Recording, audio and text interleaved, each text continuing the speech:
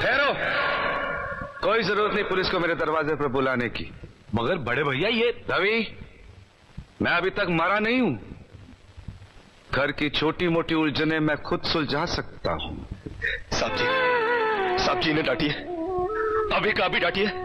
अरे छोटी मालकिन के गहने चोरी हो गए और ये लोग हम पर शक कर रहे हैं। ये लोग सोच रहे हैं कि वो गहना हम कहीं बेचा है।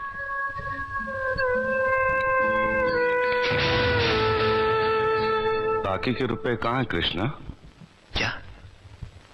क्या पूछा आपने साहब जी?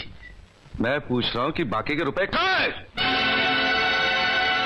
ये आप पूछ रहे हैं साहब जी अपने कृष्णा से? देखो कृष्णा, गलती हर इंसान से होती है।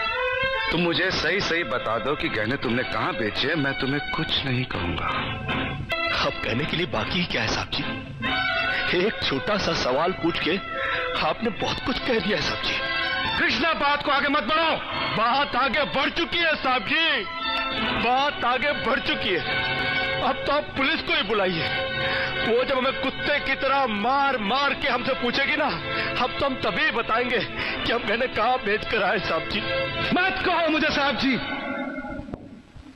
इसी साहब जी की इज्जत आज तुमने मिट्टी में मिला दी। क्या कुछ नहीं किया था मैंने तुम्हारे लिए, इसका मुझे तुमने ये बतला दिया। अरे हट जाओ ज्योति।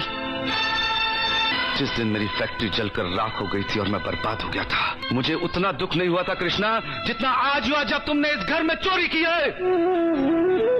साहब जी, बचपन में जब हमारे माँ बाप मर गए थे ना और हम अनाथ हो गए थे ना, तब भी हमें इतना दुख नहीं हुआ था जितना दुख हमें आज हुआ है जब आपने हमें चोर कहा साहब जी।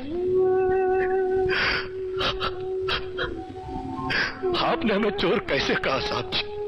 और ज्यादा सफाई देने की जरूरत नहीं है। निकल जा इस घर से।